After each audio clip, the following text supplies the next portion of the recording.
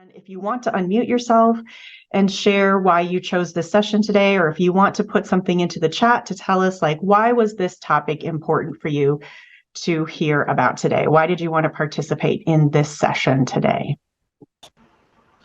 Hey, Chrysta. Hey. I figured I'll throw my opinion out there. I believe I am a mental health ally, and mental health of entrepreneurs, small business folks, and everybody should be something that is normalized and supported. And so, what I hope to get out of this is a way that I can become a better ally in supporting folks and working through their own mental health, understanding it, and seeking the appropriate supports that they need. Awesome. Thank you so much. I really appreciate that. And what I love about what you shared is that you're really being intentional about thinking about this and what it looks like. And we all have mental health, every single one of us. I mean, unless you don't have a brain. So if there's anyone here without a brain, maybe you don't have mental health. But assuming everyone here actually has a brain, then yes, we all have mental health. And thank you for in the chat, Jervis, saying it's easy to get focused on work and forget self-care. Yes, really hoping to learn more and finding more time for me and really want to support you. Yes, thank you so much. I really appreciate that. Sarah put in the chat, I read that 40% of business owners deal with high level of mental health issues. So it's wonderful to talk about it and find tools to help. Absolutely, Sarah. Yeah, we're going to talk about that as well. Is there anything else that anyone wants to share about why you chose this session today and what you want to learn? We've got one from Huva, and it's saying, I am always open to learning new ways of balancing my mental health and supporting others.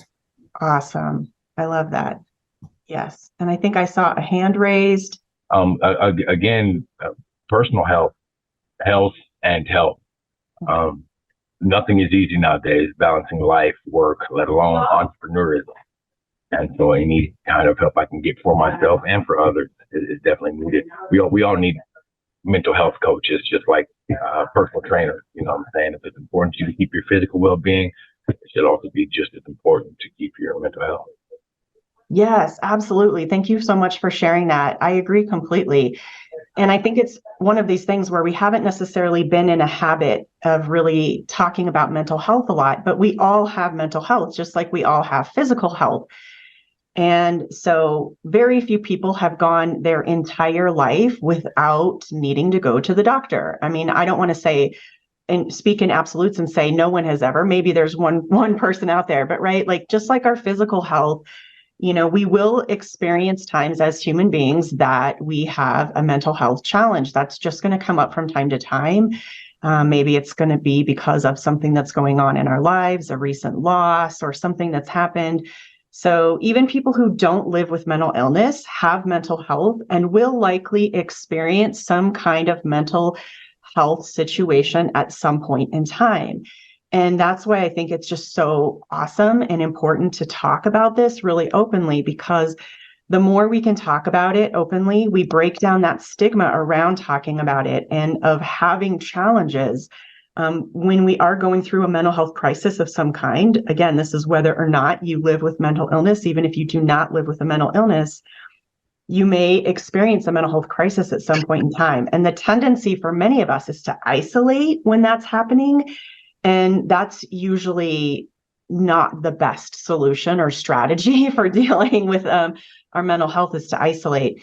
So let's dive in a little bit more and talk about this, because I want to continue to break the stigma and give you some different tools that you can use. So according to NAMI, the National Alliance on Mental Illness, 1 in 5 adults in America experience a mental illness. And that's nearly 1 in 25 adults in America that live with a serious mental illness. So this is the general population. We know that 1 in 5 people lives with mental illness. But these statistics are even higher, as Sarah wrote into the chat, for entrepreneurs.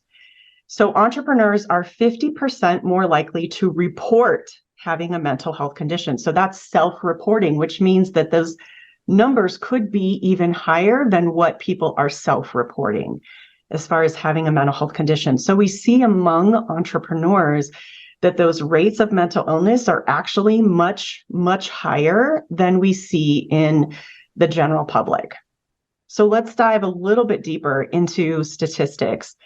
So according to the research, entrepreneurs are 2 times more likely to suffer from depression, 6 times more likely to, suffer from ADHD, 3 times more likely to suffer from substance abuse issues, and 10 times more likely than the general public to have bipolar disorder. So just from these statistics here, we can see that's kind of surprising. So I want to pause here and check in, like, are these details surprising to you, or does it seem to track with like other entrepreneurs that you know? Yeah, I mean, unmute yourself if you have something to say. Jesse, I'd love to hear your thoughts on this. I mean, as an entrepreneur who has both ADHD and is on antidepressants, yes. And part of what I wonder about these statistics is one of the things that I know from a lot of the entrepreneurs in my life is that we went into business for ourselves because we couldn't find a job that worked. So this kind of feels like both causation and correlation. Like the world is not designed for people who have ADHD. The world is not designed to handle people who have substance abuse well. The world is not designed for people who have mental health issues. So in order for us to pay our mortgage and our rent and our grocery bill and everything else, we almost have to work for ourselves. So you get that. But then also we can then create those systems that really work for us as entrepreneurs. So I'm not employable, but I've been working for myself for the last 7 years. And that is going great because I can set up a system that works for me. Also, better living through chemistry, antidepressants, and my ADHD meds are great.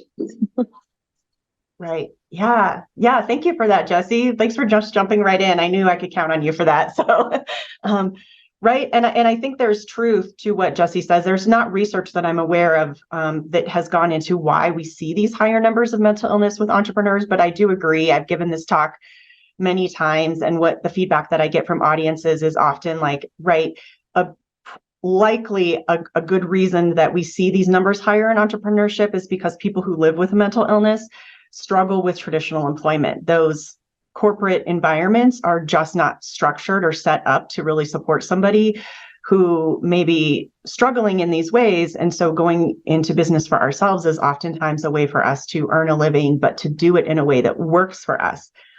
But also, Jervis had a great comment in the chat, which is when you are mission focused, it's easy to lose yourself. And I think that's absolutely true as well. I have yet to meet a business owner that did not care deeply about their business and the mission and what they are trying to do in the world, the change that they're creating in the world. And so it is really easy for us to lose ourselves in the business or to identify ourselves as our business, right? I run an introvert and neurodivergent friendly women's leadership community in Northern Colorado called She Goes High. And we had one of our monthly events yesterday, and I was talking about this energy of, I am a human being, I am not my business. But it takes intention and practice for me to remember and to operate in the world as if, yes, that's right, I am not my business, I am a human being. My business is one part of what I do, and I am so passionate about it. And it encompasses so many different areas of my life that at times it does feel like I am my business. Like I am not a person, I'm my business.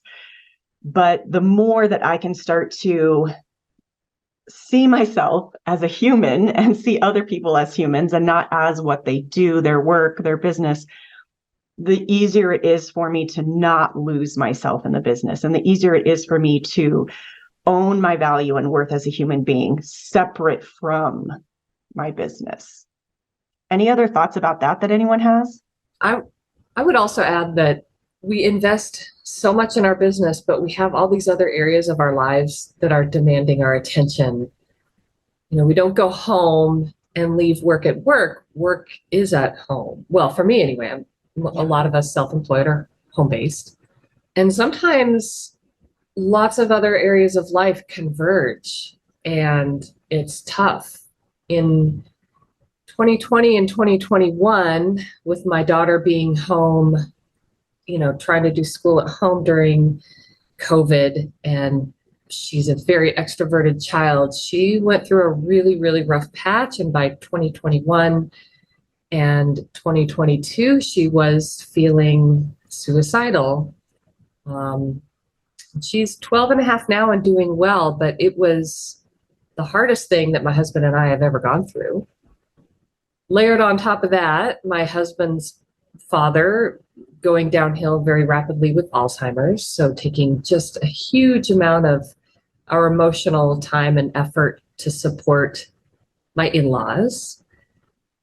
And, trying to keep a business going during, when personal crises come up, it's hard. It is hard. And add to that, a lot of us business owners bring in the business for our business team to do, like I am the only one bringing in new projects and clients. And so I have the added pressure of, I've got this team, small team, but yeah, I've got this team to keep busy and they're depending on me. Yeah. That's a lot of pressure. And, I'm finding now that I'm in a bit of a funk. We've gotten through all the hard stuff. The hard stuff is done. We made it. And here I am on the other side. And now I'm in a funk because I had to sort of keep it all together during that time for everyone and everything else. And now I'm like, wait a minute, everything's good. Why do I feel this way? Yeah. Thank you so much for speaking to that. And that's a little bit what I was talking about in the beginning, that even individuals who do not experience or live with a mental illness still may experience a mental health crisis because you're a caregiver, because you're a leader, because you're taking care of other people, because there's some kind of, a global pandemic or some kind of loss that's happened in your personal life. I mean, there's so many factors that can come in and really drain our resources. And any one of us could experience some kind of mental health crisis. And when I use the word crisis, I don't necessarily mean severe, but like you start to notice, like I'm feeling depleted. I'm not feeling like myself right now. I'm not enjoying things I used to enjoy as much, or I feel more irritable. I mean, all of those things can happen to any of us. Even if we don't live with mental illness on a day-to-day basis, we can still experience those mental health challenges and mental health crises. And Clinton, yeah, you raised your hand. What did you have to add? Michelle, thank you for sharing. It reminded me also that while we're talking about our own mental health and the impact that being the center of business is impactful to us, it's easy to get wrapped up in the grit and the grind and working 12 hours a day. I can work 12 hours every day, just be exhausted at the end of the day, and that's fine. I feel like I was productive. But then what about my spouse? And am I accounting for her needs and her, affiliation with the business, and those kind of things? Because we know what we're doing. We have our vision, but it's sometimes hard for spouses to get on board and to be excited and not be frustrated and those kind of things as well. So it's a lot to juggle. It really is. Yeah. Thank you for sharing that. I think that's absolutely true. And even for people who are traditionally employed, I'm a career coach, and I had a client a couple of years ago who was a career coach at a university, and she was really contemplating whether she needed to make a career change, because she was telling me that she came home every day. She had 2 young children at home and her husband, and she would come home every day from work and feel irritable and short temper and, just frustrated with her husband over silly little things because of how hard she was working herself at work. And she was questioning, like, do I just need to change careers? Is that really the problem? And in her case, it turned out that wasn't it. It was really making some changes about her approach to work, shifted that dynamic completely. But just, speaking to how we're showing up with our own mental health and how we're showing up if we're experiencing burnout, it impacts our family and the people around us as well. And I noticed there was a comment in the chat from Sarah. It would be helpful to know how to talk to employees about our mental health when we need to take moments to take care of ourselves for the sake of the business. And I feel like the employees don't understand what it's like to carry the weight of the business. They think we're just going on a holiday. Yeah, absolutely. And my experience as a leader is that, any person on your team who has never been a leader is probably not ever going to fully understand what it's like to be a leader until they've been in that role. So I don't know that there's a way to get them to understand, but I do think there is a way that we can be transparent with our team. And one easy tool to do that I like to use is the stoplight for mental health, which is just, if you think of a stoplight, green, yellow, red, if you're regularly checking in at your team meetings, not only on your own mental health, but asking the team, where are you at today? Are you at a green, a yellow, or a red? And that regular practice of just checking in where someone is at can be a way to start to normalize the conversation that, like, I might not be at a green every single day or every moment of every day. And that's okay. There's not even necessarily something that needs to be done about that. If you're at a red with your mental health on that stoplight, like, yes, probably something you will need to resource yourself in some way, but also just normalizing the conversation. Where are you on the stoplight? Are you a green, a yellow, or a red? And I think, as scary as it can be to be vulnerable with your team, especially as a leader, the only way that I've known how to do it, and maybe some other people here have some other strategies, but is to just start telling people, like, I'm really struggling right now, and here's how I'm taking care of myself. So when I share with my team that I might be having a struggle of my own, I make sure to let them know what I'm doing to address it for myself, so that they don't feel like they need to take responsibility for how I'm doing, because I don't want that dynamic. I don't want to be sharing with my team, I'm struggling, and leave it open-ended for them to feel like they have to take some responsibility for that, because they don't. So I will share with my team, I'm really struggling today, and here are some ways that I'm taking care of myself. And sometimes I use that to start a conversation of, like, this is what I'm doing this week to take care of myself, considering I'm struggling. And then sometimes I'll open it up to the team and I'll say, I'd love to hear what you're doing to take care of yourself this week, whether or not you happen to feel like you're struggling in this moment. And then it can start a conversation about what self-care are we doing, and what does that look like for each individual person. So I hope that's helpful, Sarah. We'll continue to talk about this a little bit more. But that's kind of my first, is like, how to address your mental health as the leader with your team. I think it's to just start having those conversations, and some of that context of that conversation is to include, and here's what I am doing to take care of myself in this, because then you're also leading by example when you're doing that as well, and helping them recognize that when they're struggling, there's things they can do to resource themselves as well. And I saw another comment is, one of the things I practice in my business is extreme transparency. I talk about what's going on, what my priorities are, how I'm feeling. Yes.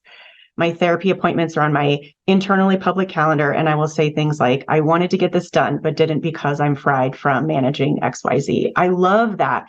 That transparency is awesome. And it's great to normalize, not just around mental health, but around anything. Any of you that are on this call right now, if you follow Jessie Berg, who's here today on LinkedIn, every Monday on LinkedIn, she posts, these are the things that I'm working on this week. And then Friday, she posts, here's how I did.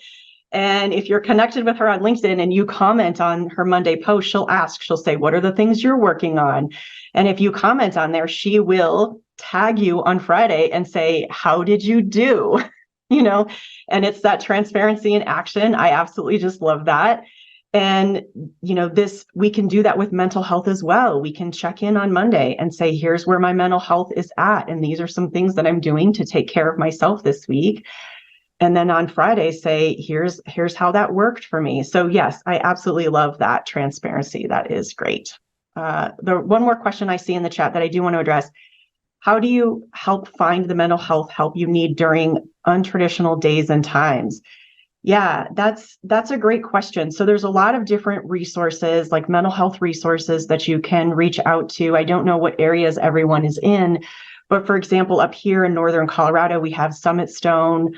That's a great resource that people can reach out to. And if you are looking for resources and you want to connect with me, after this presentation today, I will be happy to help you find the resources in your area.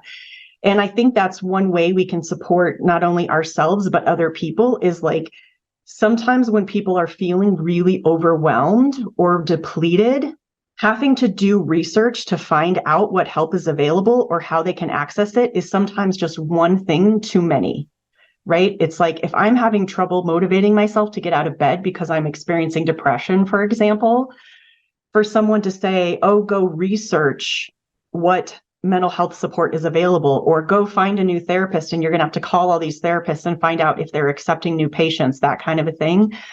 One really easy thing I think we can do to help support each other as human beings is when someone is struggling like that, to be like, hey, listen, I'll give you a list of therapists, and or would you like me to call them and find out, do they take my insurance? Do they have availability right now? And I can spend 20 minutes doing research for someone and then give them a now qualified list of therapists or mental health resources. And that makes it so much easier for them, right? So that's one suggestion that I have is if you are feeling like you're struggling right now and you need help support, you need help finding those resources or accessing them, I will do that for you here today. Okay, so please reach out to me. And if someone on your team or someone you know is struggling, you can do that for them at some point when you are in a place that you're feeling more resourced. Does that make sense? So let's talk a little bit more about mental health as a whole, because I just want to say, if this isn't apparent already, if you struggle with your mental health, you are normal. Just like every person will experience an illness or a broken bone or something of that nature at some point in time, pretty much every person is going to experience some kind of mental health challenge or crisis at some point in time in their life. And if you live with a mental illness, you may be navigating that every day, every single day, and you are normal.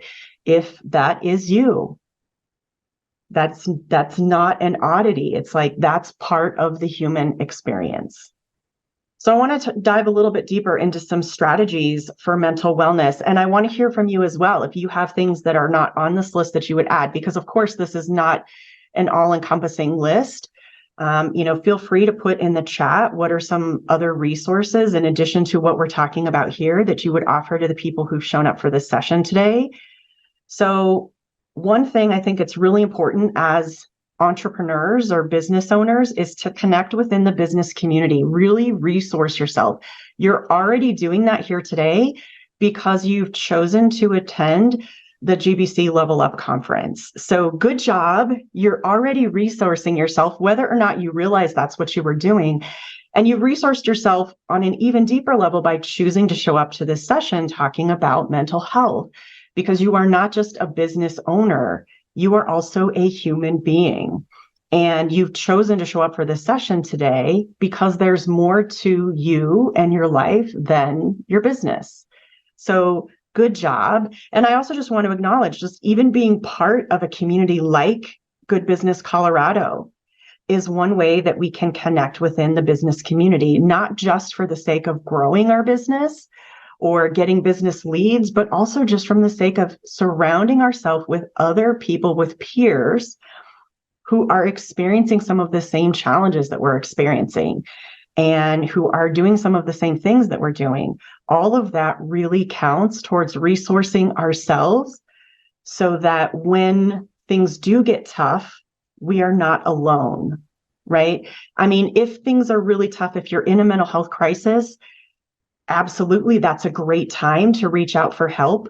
But that's hard to do if you're already isolated, if you haven't had support or connection before you were experiencing a mental health crisis. It's even a bigger barrier to overcome to wait until you're really struggling to reach out. So hopefully you're reaching out even in times that you are doing okay. Hopefully you're feeling connected and engaged within your communities, the different communities that you might be involved in, even when you're doing okay. And then that makes it a little bit easier to access those resources when you notice that you're having a hard time. Jesse, thank you so much for sharing about Outgrow Your Garage. Yeah, that's another entrepreneur community that exists. Yeah, she has twice a week a virtual co-working session that's free and focused on accountability. Absolutely, please check out Jesse's community. I think it's great. I put on my group or on the slide as well. She Goes High. That's my women's group. So if you're in the Northern Colorado area, She Goes High, we do 2 free lunch and learns every month. We do one in Fort Collins and one in Greeley. We have a paid membership level where we do a lot more virtual support. So if you happen to be in Northern Colorado or elsewhere in Colorado and you want to check out She Goes High, please do that. If you know of any other business communities that you would recommend, please put them in the chat. And I'm a believer of being resourced in multiple ways. So not just one community. I've got different communities that support me in different ways. And I need all of it to thrive, to really thrive as a leader and thrive as a business owner. I personally use a strategy of making sure I'm well connected and really, really well supported, as much as I possibly can be, by getting involved in communities that are going to serve and support me as much as I serve and support them.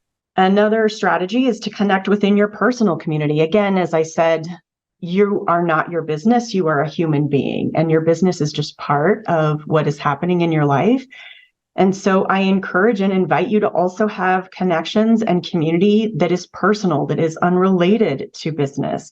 So that can look like nurturing relationships with friends and family, with healthy friends and family. I'll add that in if you happen to be one of the people like myself that has a dysfunctional family. Maybe that's not necessarily where you spend a lot of energy. But if you have a healthy family, really nurture those family relationships, nurture those friend connections that are really going to serve you. Hobby and interest-based meetups. What are the things that you like to do that just fill up your cup? Is it hiking? Is it reading? Maybe you join a book club. What are those things that fill up your cup? And are you actively engaging in community with those things? Now, I'm an introvert, so, I get that not everyone on the call is going to want to go join a bunch of communities, but my invitation still stands to you to find things that serve you, that fill up your cup, and make sure that you're being intentional about being connected within those communities, even if it's just like connecting in an online community. I think that really is important. And support groups as well. There's so many support groups out there for so many different things. There's, addiction-based support groups. One of the slides that I showed earlier said that, entrepreneurs are 6 times as likely to suffer from addiction issues. So, addiction support groups, grief support groups. There's just so many different kinds of ways that we can get supported. Yes, Jen, thank you so much for adding. Jen has a free support group for neurodistinct and invisibly disabled employees. I'm going to join that, Jen. I know Jen pretty well. She's a really cool person. I respect her a lot. So, yes, I'm neurodiverse. I have an invisible disability. So that's a great resource. And Jesse, thank you so much for mentioning Tara. That is also a really great resource that exists. It's a women's focused co-working space. They have a lot of events that happen there. That is a great resource as well. And Startup Colorado is an online group. Yes, Startup Colorado is really a cool, definitely recommend checking out their website, especially if you are in a rural community. They have a lot of good support there. And another pillar of support that we can get to help us thrive is to get professional support. So that can look like getting therapy, working with a mental health professional. And also, if you are working with a business coach or a career coach, I do believe that there is value in working with trauma-informed and mental health-informed coaches or consultants. So I am one of those. For example, I do career and business coaching, and I am trauma-informed and mental health-informed. I am not a therapist. So I'll just say that right now, I'm not a therapist, and the work I do with my clients is not therapy. But because I am trauma informed and because I am mental health informed, it means that when I'm talking about strategies with my clients, like business strategies that they're working on, I am considering what is the impact of your mental health. And sometimes we're talking about that, and so we're building strategies for you in your business that take into account any challenges that you might be having or mental health crises that you might be experiencing. And honestly, sometimes when people are coming to me, I'm not trying to get every single person who has a conversation with me to do coaching with me. Sometimes I have conversations with people, and honestly, I'm telling that person, based on what you're telling me, it sounds like there's some deep work you need to do with your therapist right now before we dive in to addressing how this is impacting your business or career, right? And I will tell people that if that's my honest opinion, because I truly want to serve people. And by serving them means honoring where they're actually at and what supports they truly need. So I do invite you to ask those questions when you're working with coaches and consultants and find out if they are mental health or trauma informed, if that is something that you struggle with, so that you're getting support from someone who can really meet you where you're at. Brandy, you put in the chat, it would be great to educate people about mental illness in detail. I would like to understand, or like people to understand, the difference between having depression and having a few days when you feel down. These are different, and people may start to define a valley in their lives as depression when there is something less weighted that needs to be addressed. And I hope that makes sense. Yeah, I think that does make sense. I agree. I think that a lot of people don't have a really good understanding of what depression is or when they might be experiencing it. And in fact, I actually find that I meet people who I think are actively dealing with depression. Again, I'm not a therapist. I can't diagnose anyone, but I have absolutely interacted with people who I suspect may be dealing with real depression and they don't even know it. So let's talk about this. I want to open it up for anyone that's on this call. If you feel comfortable sharing, like, what does depression look like for you versus just having a couple of down days? Go ahead and just unmute yourself and let's talk this out a little bit. Hi, everybody. So I made the comment, and I'm aware that we have our mental health issues and our practitioners as well, and I'm not negating those people at all, but I want people to not classify, things that they're going through as acute issues, because there's other lifestyle changes that go with that, and and of course you would be assisted with guidance, or, this is something that would be assisted by other people, and try to go within, examine traumas, triggers, and then have like a plan to address thoughts, behavior, cycles. And then I feel like that could open it up to, is this really acute? I feel like acute is like, I feel bad and I won't eat, I won't shower, I won't kind of do my normal, boom, get up and go, where maybe even now I feel like maybe I am depressed, but I still do all my stuff. I still go to all my things. Like, is my mood at a 10 where I would like it to be? I probably not. Like, I'm truly at a 7, but I'm showing up as like a 9. And sometimes I just want to go home. But I do appreciate the parts of me that can make that distinction, show up for my community. So it's like a two-sided kind of thing. But I feel like in the midst of it all, there's certain times when I'm lacking care in some ways, because I just showing up. Yeah, thank you so much for sharing that. And I can tell you for myself, I will speak for myself here, Brandy. I do experience clinical depression, and even when I am clinically depressed, I still show up for other people. And in fact, that's one of the reasons that I have experienced burnout many times in my life. And it's one of the ways that my own mental health shows up in my life, is because I have personally a pattern of being a very high achiever and not wanting to let people down to the point that I will harm myself. I will put myself into a mental health crisis. In the past, that's been the pattern. I'll put myself into a mental health crisis to avoid letting anyone down or appearing like I'm not doing well. And so I don't know if that relates to your experience, but I have absolutely been that. When I'm experiencing clinical depression, I am still able to, for the most part, show up and perform for other people, but there is a cost to me. And it's a cost that other people don't really see or even experience. I try to even shield the people in my life from experiencing any negative impact of how I might be doing mentally or emotionally. And that for me is something that I've really had to challenge myself to work on quite a bit, to really become more willing to let other people down and to drop the ball from time to time. That's so uncomfortable for me. But for my own mental health, my journey has been, I've had to come to a place that I start to shift that dynamic for myself a little bit. Sarah, I'd love to hear what you have to share. Hi.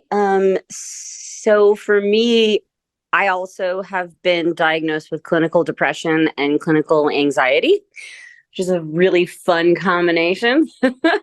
I know I had mentioned earlier in the post, when I start to get off of my routine of taking care of my myself with health, exercise routines, the right vitamins, eating at the right time of day, and then all I can think about, like, this is when I know I'm hitting crisis mode, is the same thing. I'll power through the whole day. I'll put on a smile. I'll get everything done. But all I can think of in the back of my head the whole entire time is I can't wait to get home, get under the covers, grab my laptop, and binge watch some, show that, and like just not talk to anybody, turn my phone on silent. And I think that that's at the time going to be the best way to recharge my batteries. But instead what it does is it furthers my depression and anxiety. Not to say that I need to go out and hang out with people. But at least for me, and I'm lucky enough because I've been with my partner for 25 years. And so he's really good at noting the little small signs of when I'm heading in that direction, which is so great that you guys are sharing so many organizations of having other people around in your life that maybe you don't have somebody at home that can help point out those markers of when, you're thinking those dark thoughts again, or you're thinking about just selling the business and getting in your car and driving in any direction. I don't know. That's at least my take on knowing when things are going sideways. But yeah, I've really found the right vitamins and exercise and the right food at the right time is really helpful. Mm-hmm. Yes. Thank you so much for sharing that, Sarah. I really appreciate that. I share a lot of strategies of how I have dealt with my depression, as well as how I overcame growing up in poverty in my book. It's called Beautiful Badass: How to Believe in Yourself Against the Odds.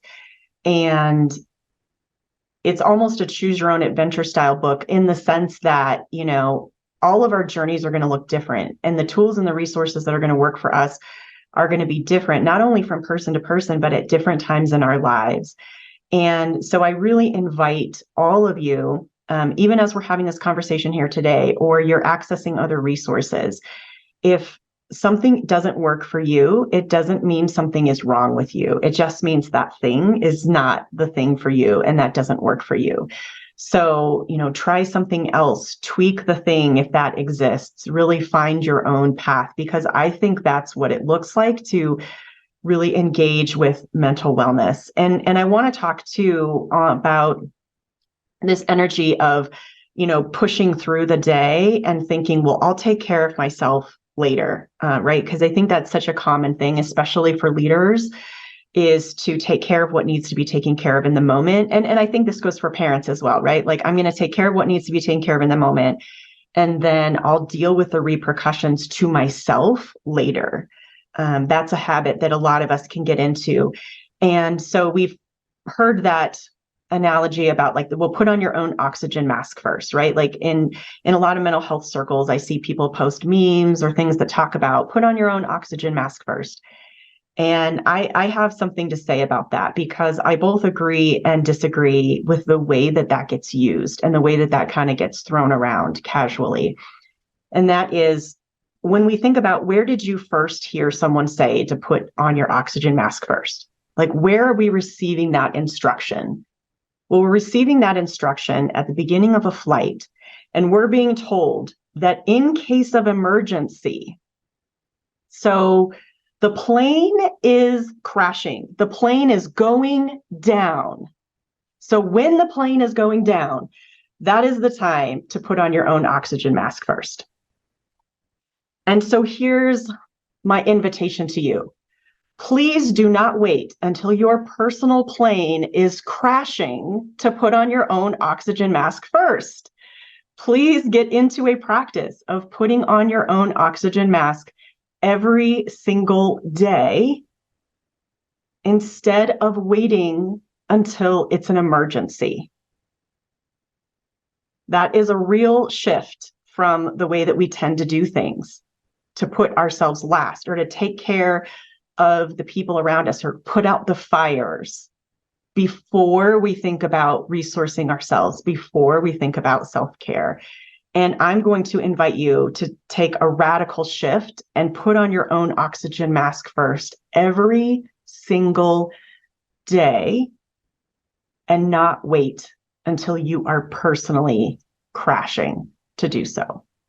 So we have a few more minutes here before we need to wrap up. I just want to thank you all so much for being here today, and to remind you that one of the best strategies for mental wellness that you can do is to talk about your mental health.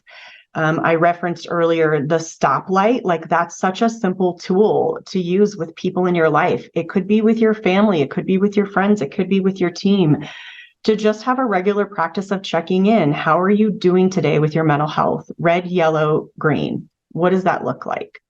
Just becoming mindful and becoming aware of how you are actually doing. I mean, Sarah brought up the warning signs. If you get into a regular practice of just checking in using the stoplight, how am I doing today? Red, yellow, or green?